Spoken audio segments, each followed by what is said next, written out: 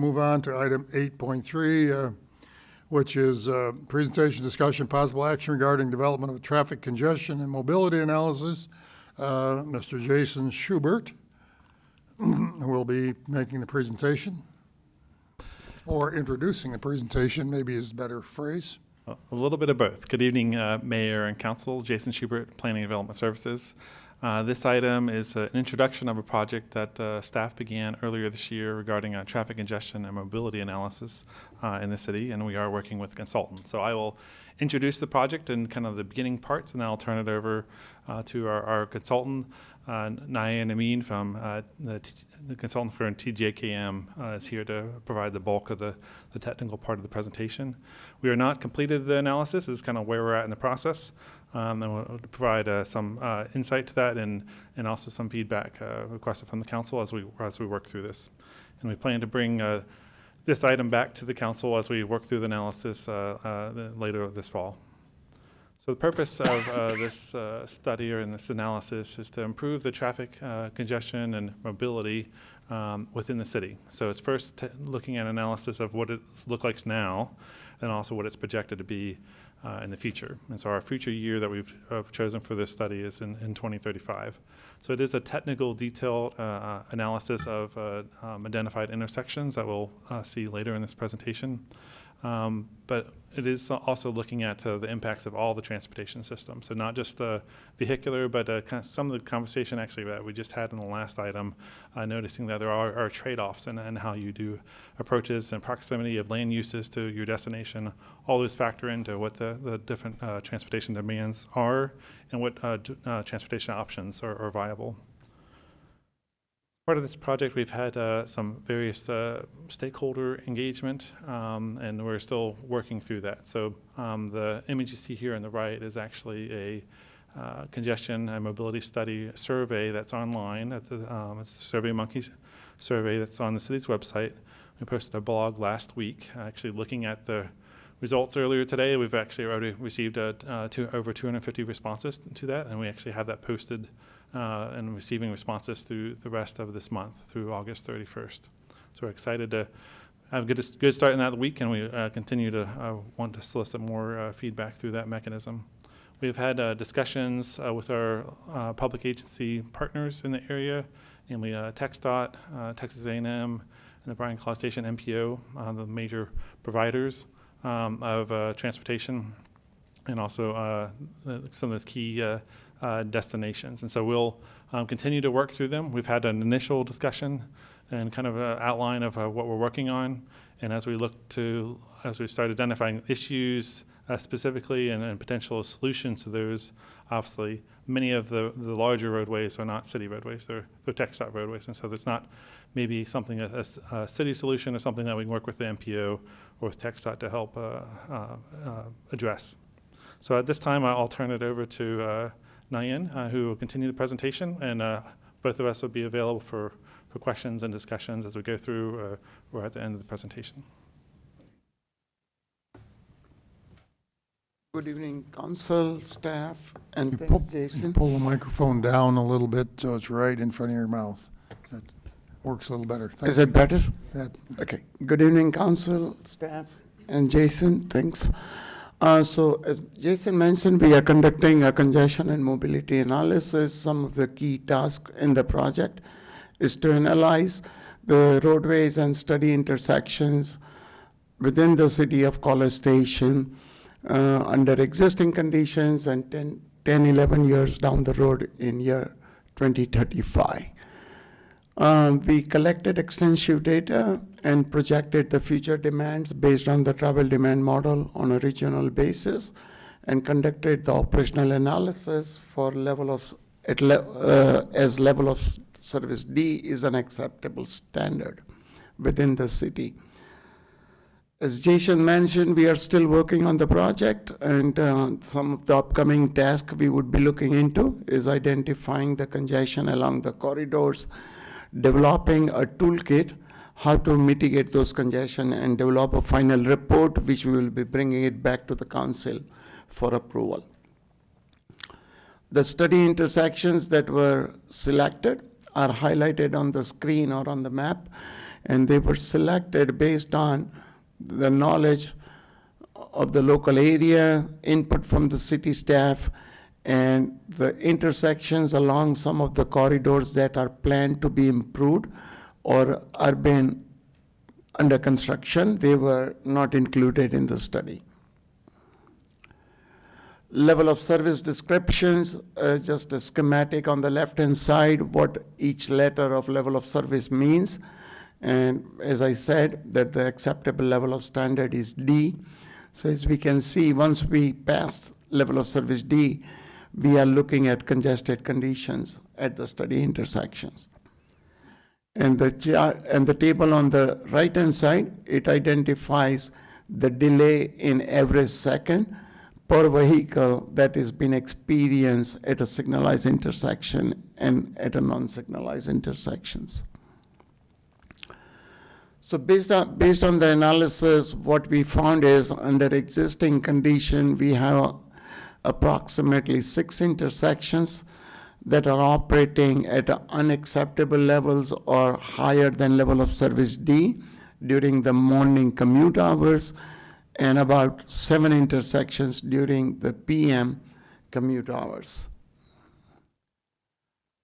As the growth in the city keeps on happening, it's going to be adding more demand on the roadway infrastructure. And by 2035, what we are projecting is that during the morning commute hours, we are going to be having approximately 12 intersections that are going to be at level of service E or F.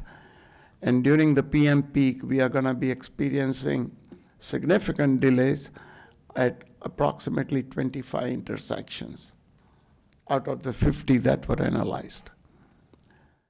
Some of the mitigation strategies we're going to be looking into is adding additional turn lanes, synchronization of traffic signals in real time, reducing the curb radii to slow down vehicles to enhance safety through the roadways. We would be also looking at alternative traffic controls, such as all-way stop signs, traffic signals, and roundabout. And then we would be also looking at implementation of the leading pedestrian intervals to enhance the pedestrian safety.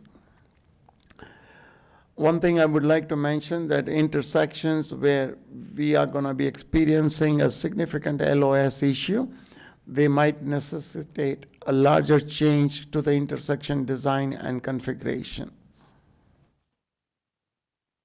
Next steps and schedule. As a part of the project, we would be developing a toolbox for implementing mitigation measures, develop conceptual layouts and prepare cost estimates, and then develop a list of potential projects that needs to be included in the capital improvement program over the next couple of years. That, we will open it up for any questions you may have. Very good. We probably will have some questions. I'm going to start with Mr. Smith at the place one, and as an engineer, I think he may have some ideas and been around for a while. It's an interesting presentation. I guess I'm not surprised at the levels, at the number of intersections where we see level of service issues. It is a bit of a surprise that it's going to get as bad as it will be. One of the questions, you made the remark about the intersections with level of service issues may require more modification. Does that mean more right-of-way? Does that mean will we need more space in order to accomplish that? At some locations, you may have to acquire additional right-of-way at the intersections. You can also be looking into urban interchanges where you can have a great separation. For example, the perfect example would be the intersection of University and Texas. You may not have additional right-of-way that you can acquire. Right. At those locations, you can consider having an interchange which separates out both the streets and reduces the delay and the congestion levels. But those are long-term projects. gonna say it's a I won't long-term say project we and would need something like that in the next 10 years or so. The congestion just during the construction of such a project is scary. It's true. And one other, you mentioned reducing the radius at the turn radius, and explain to me how that improves the level of service. It's not going to be improving the level of service, but we understand that the city is also having a safety action plan going on. And some of the identification is there has been collisions between a vehicle making a right turn and hitting a pedestrian in the crosswalk. So we are incorporating some aspects as we start reconfiguring some of these intersections to mitigate congestion, how we can enhance safety at the same time. Okay, so we'd be more likely to see that type of improvement in a heavy pedestrian area. That's correct. Okay. I'll pass it on. Mr. Wright, Ms. Harville. I sure was glad to see y'all didn't recommend any medians. Thank you very much. I appreciate that. I live over on the south side. Some of the intersections that y'all had listed on your slide is my neighborhood. Just as a question, more turn lanes. Well, TxDOT has been over there, say, between Holloman, Welborn, 2818. Are you going to have to go and undo what TxDOT has been doing for the last 20 years, or what in order to add more turn lanes? So, as I mentioned earlier, the study intersections, what we selected, there are some projects we realized that TxDOT is taking forward. So we have tried to not include those intersections within our study because the improvements would be made. Our intent is not to remove something that's going to be implemented or that has been implemented. And as Jason mentioned earlier, that as a part of our stakeholder group, we have included TxDOT. So any improvements, what they might be considering, we're gonna build on top of that. Well, as an example, you went past the slide so quickly, but we're talking about, once again, going back to turn lanes. Sometimes if we had a turn lane there, with what TxDOT has been doing, we wouldn't have traffic backed up a half mile trying to get over to campus. So I understand not wanting to go in and undo what TxDOT has done. I'll be happy to put you in my car and drive you around and show you what some of these challenges are, the things y'all are saying may not be challenges. I respectfully disagree because I live in that neighborhood. I'm just talking about a very specific neighborhood, not the entire city. But I think there's going to be some room there for additional consideration. Thank you. Thank you, Ms. Harville. Thanks. Mr. Yancey? Thank you, Mayor Nichols.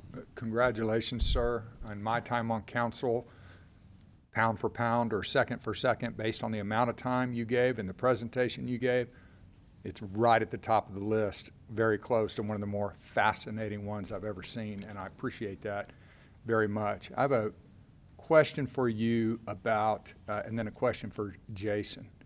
How many cities have you analyzed traffic patterns in your career? At least more than 100. Okay. How do we compare based on how we're sitting right now? Not your forward-looking projection for 2035 it was, but as of today, how do we look compared to most of those cities you look at? I will give the credit to the city staff. It's a well-planned city, and the way along the major corridors traffic moves, it's the best progression I have seen it. Excellent. So for our bosses, the citizens of College Station that may have watched your presentation or are listening, they can be comfortable in the knowledge that we're dealing with the struggles of growth, but for the most part, we've done a heck of a job in staying ahead of it. But if we don't do more and plan strategically, like with studies that you just showed us, we could fall behind. Correct? That's correct. That's correct. Okay, thank you very much. And Jason, I can't remember the number now. I want to say a super majority of the capital projects in our budget are traffic related. And those were obvious. The expert just testified that we do a good job of picking where we need to invest those resources. But and maybe it's for you, maybe it's for city manager, maybe it's for Jennifer. Do we have the ability to pivot based upon this final analysis and focus in areas that this analysis identifies as things that need to be prioritized above what we're planning today? Yeah, I mean, I think, yes. And by the way, I like this guy a lot too. So yes, I mean, I think there's different parts of it, right? Obviously, when you get to some of the really big capital projects that require years of planning, you're locked in a little more to do those. But we obviously take this stuff into account when we're doing those. But when we do 5-year forecasts of any capital projects, but specifically roads, again, they're forecasts and predictions. And one of the reasons we do studies like this or other pieces is to try to help us form that. But certainly if other things happen that we didn't anticipate as part of that forecast, then we're able to do it. And one of the way we look at our capital plan is we are looking at specific projects and where we get to, but we also do it based on understanding that there's going to be some need to spend an amount of money. So there's money programmed in there that we know we're going to use, but that doesn't mean that it's locked in tight to those projects. So we can pivot, and then obviously kind of the bigger decisions that have to come from council is if we see things happening at an intersection per se that, for example, that are really something we're going to have to handle, and can we take a planned road project and push it one way or the other to address that? Yeah. I mean, I think that's what we're doing all the time, is trying to look at, all right, what are we progressing towards? And even up until the point that, once you've designed something, even though you've invested in that design, if you have another emerging need, you can divert that construction amount to a different project. But I think that's one of the ways we've probably actually been able to be successful is we don't ever get stuck in just this is the thing we said we're going to do and we're just going to do it no matter what, whether it makes sense or not. We try to plan ahead, but we always have the flexibility, especially the further out we get. In a 5-year plan, years 4 or 5 are much more flexible than years 2 or 3. And yes, sir. No, just, I got an answer. Go ahead. Follow up. Texas Avenue, mostly for the folks back home, but from my own knowledge too, is identified in 2035 as, a lot of purple, the most congested at the end of your scale, purple and red and orange. Speak, if you would, City Manager, about the demarcation of responsibility in design and funding for improvements to Texas Avenue. Yeah, well, I would say fortunate, and let Jason hop in if he wants. I mean, he's the subject matter expert, but as it relates to TxDOT roads that occur in the city of College Station, and we've been fortunate that TxDOT has partnered on a lot of things with us. We work very well together. We, through TxDOT, working with TxDOT, control our signalization, are able to optimize it that way. We work on projects with them.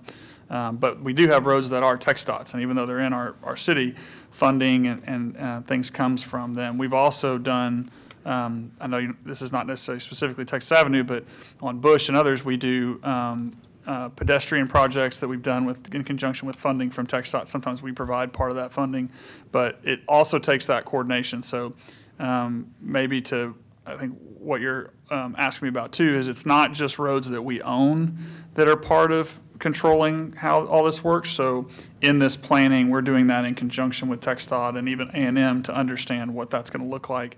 And then even a lot of times, when we just did a big construction project on Texas a few years ago, that funding is coming mainly from TxDOT. Intergovernmental cooperation. That answered my next question. Thank you very much. Excellent presentation. Thank you, Jason, Brian. If I Thank you, Mayor. may add, I guess, a little bit of, information. There's 50 intersections that are chosen, as it was stated. If you look along Highway 6 and the frontage roads there, none of them there are there. Well, TxDOT's in the process of designing, a project more than $500 million. If you look at 2018 on the west side of town, you don't see any intersections there. Well, that Super Street project is finishing up. So we weren't looking at, Bush Welborn is probably one of the worst intersections. You don't see it on here because there's a project that's in design and been funded. And so we basically we're looking at the next set of projects. Of the 50 intersections, 24 are on TxDOT roadways and the remaining are on city streets. It wasn't intended to be like half and half, but some of this effort, though, is on with these larger TxDOT corridors that aren't city controlled. Is that this study actually provides information that TxDOT can actually use and see what the issues are. So whether it's through their own funding sources or through MPO projects that we kind of at the regional basis, there's other opportunities of just more information. We're also studying our roadway system and what capacity there is, or if there's excess capacity, maybe there is some room for other users besides cars. And so that's all part of the puzzle that we're kind of working through. Well, I applaud you for being forward-thinking in this. It's comforting to know, but if only we could wave a magic wand and everything be fixed, it would be better. Work on that, too. You don't like to see orange barrels all over town? No, Mayor. There will not be a year that we won't see those scattered around. Mr. Maloney. Well, at least we're not used to it. Houston's always been under construction. Well, we've come a long way from the days when the traffic lights on Texas Avenue used to flash yellow at midnight. I am happy, really, really, really pleased to see us talking about roundabouts. I've always championed them. I don't understand why we don't have them, why we have intersections where people get killed, with these getting T-boned at intersections, people running the red light. Traffic circles are the safest way to get people through our streets. So I just hope that we really emphasize that more. You go all throughout Europe, the traffic signals are the way to go, and you don't have to maintain them or anything. So happy to see that. The other thing I'm thinking about is that many of our major roads, Texas Avenue, Welborn Road, Highway 60, with their TxDOT roads. Do we have, or are they able to prevent us from signalizing those roads to our advantage, or do we have to coordinate with them? Is there some kind of legalese involved? Yeah, with that? any work on a TxDOT road would need their approval, although we can, the city can initiate projects. Actually, the city manager mentioned the George Bush separated bike lane project that's going to be under construction later on this year. Also, the University Drive pedestrian improvement project that happened through the North Gate was actually a city-funded project on a TxDOT road. So there can be projects in which the city initiates on a TxDOT road. They're not opposed to that, but as far as being able to do that, but it's with their approval and kind of in coordinating with them. So can we coordinate them with our lights as well? You know, coming off our streets, going onto theirs? So yeah, for I guess putting a plug for traffic engineering division and public works actually operates all of the signals in the city limits, except for those along State Highway 6 frontage roads. TxDOT has retained the timing and those, but all the other ones around the city, the city controls. And actually, I think one of the items on the consent agenda earlier was actually updating the traffic control center wall for kind of the software and things that they actually use to help manage that. Yeah, and I just want to echo the point that Bob made when he asked his questions, that we really have pretty well-constructed and timed traffic patterns in the city of College Station. We're spoiled because we used to, certain times of the day, 5 minutes, I can go from here all the way to downtown Bryan. You know, and other times of the day you can't. You know, we have rush minutes, not rush hours. You know, we're not a Houston. So I really appreciate all the efforts everyone has put into this and the gentleman's study, and everything that Jason you have done. Haven't seen you in a long time in front of the podium, so I want to keep you here a little longer. Thank you. Did a great job. Appreciate it. Thank you. Let me just add a couple points and questions. Number 38 there, for example, which is the intersection of South Holloman and the extension Jones Butler. I assume what we're showing here assumes we haven't built out anything to make that connection, right? Correct. The roundabout doesn't exist. So we are working on, as I think City Manager said, we've already got projects funded that address some of these areas, or we're working towards that, projects in design. And as I think you indicated, the widening of Earl Rudder ultimately provides, particularly if they use some of these distributor collector roads, will provide some alternatives to take some of the pressure off of Texas Avenue. And the final completion of 2818 is designed to take some of the traffic around the campus to get to the north side. So I don't think it's all bleak, but this is a wake-up call, and no doubt about it. One of the things I thought I didn't hear, maybe I'm mistaking the purpose of this whole thing, but congestion is also a function of how many people ride in a vehicle and timing. I know you said you're working with A&M. As I have talked to A&M about traffic issues over the years, there's always been discussions with TTI and others about class schedules, reorganizing the workday, and encouraging more people to work, not necessarily remotely, but taking different hours. They come in at 6, go home at 3 or 2 or something like that. And I think the other dimension that I didn't hear is anything about this sounds more like a physical infrastructure and managing the infrastructure point of view, but what about public transit? What about the potential of expanding, redesigning, enhancing public transit options that would take a few cars off the road and maybe address some of those congestion issues? Is that part of this study, or is that a separate deal? As far as looking at transit, it is not. As far as this is an assessment of our kind of like existing infrastructure system and what it could turn into. It is, yes, it is other tools the city has in its comprehensive plan to look at what's called travel demand management practices, which is really, if you have a defined level of capacity or availability of it, you can use that differently and not try to all use it at 8 o'clock or 7:30 or 8 o'clock or at 5 o'clock. If you actually spread it out, you can actually use the same infrastructure for a larger amount of people. So travel demand, whether it's a carpool, park and ride, varying work schedules, or since COVID, there's more telework, and so that's taken some of the pressure off. There's types of things all contribute to basically all this is. This is looking at the PM peak here. It's rush hour, and then it's really those peak periods. And so if you're able to kind of stem that a little bit, then you actually help a lot. It seems to me if you don't include those, you're taking the human factors out of this whole congestion issue. And congestion is not just physical infrastructure; it's human behavior using that infrastructure. And I just don't want us to. But it is, I think, also context specific. As we look at this, College Station is not a one-size-fits-all approach to transportation, as we heard in the Housing Action Plan and proximity to campus, and Northgate solutions are different elsewhere, where actually non-motorists should be prioritized because there's a greater percentage and volume of them. So it is something that, based on where you're at, what are the needs of that area. There's curb return differences, or more important, where there's high ped volumes, so not as critical in other areas. And so those are all kind of you have to tailor it to the specific area and context. Good.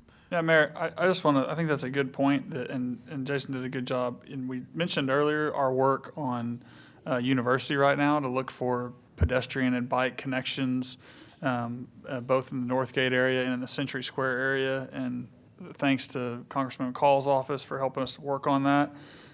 That's an example of, like, if we have a high density of students and we have where they're going, which is right across the street, and if we're able to make that flow of pedestrians better, then when you look at the inputs to this model, it's going to change what it looks like over time. It's no different than anything we do with infrastructure. So as we have more people, we know we're going to need more water, but if we are better at conservation, then that need goes down. And so that is also an effort that we have ongoing anytime we do this, is how do we reduce the traffic that we're going to put on the road or any of those type of things. So And especially because if we can spend money one time to build something that will last in perpetuity and doesn't need the maintenance and doesn't need to continue to be built, that's a really effective way for us to do it. So this assumes some amount of traffic, but if we can lower that traffic growth, then this is only going to look better.